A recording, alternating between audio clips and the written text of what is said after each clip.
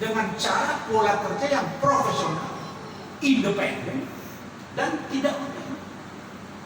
Maka pekerjaan penyidik Polda Metro Jaya ini tentu mereka hati-hati agar begitu nanti diserahkan ke kejaksaan tidak lagi dikembalikan.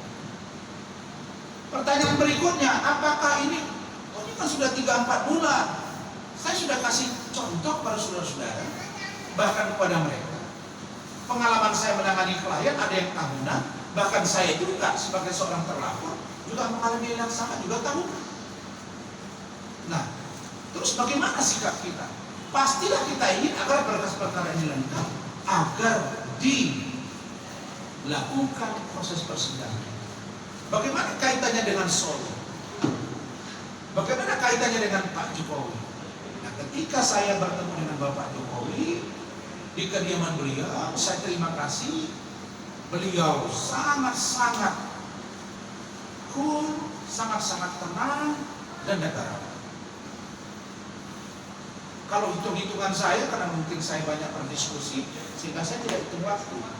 Jadi waktu ditanya wartawan, saya sebut saja 30 menit atau 40 menit. Tapi kalau hitung-hitungan Bu Ade yang itu bersama saya, itu 1 jam persis.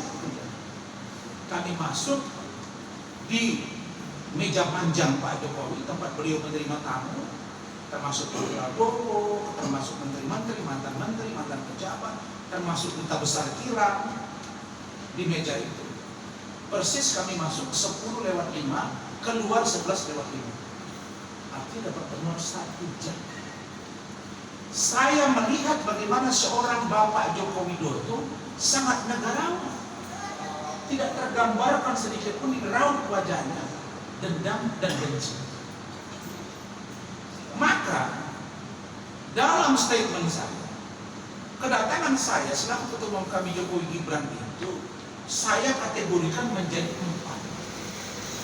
4. Pertama, saya datang dalam rangka koordinasi. Koordinasi tentang apa? Tentang banyaknya minat orang bergabung di organisasi Koalisi Masyarakat Indonesia pendukung Jokowi Gibran yang saya singkat dengan Kami Jokowi Gibran.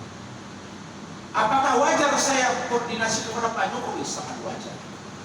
Karena beliau adalah mantan presiden, tokoh bangsa. Apakah wajar saya mendirikan organisasi ada sebutan nama Gibran? Sangat wajar. Beliau wakil presiden aktif, anak kandung dari Bapak Jokowi, dan saya sebagai putra bangsa, anak bangsa, punya kewajiban moral.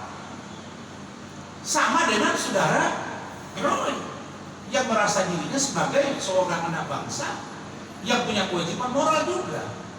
Untuk dia mungkin mengkritisi Pak Jokowi bersama dengan Gibran, dan saya juga punya kewajiban moral dan dibolehkan oleh undang-undang untuk juga mendirikan organisasi dan menjadi pilar dari dukungan kepada Bapak Jokowi agar harkat martabat beliau tidak terganggu.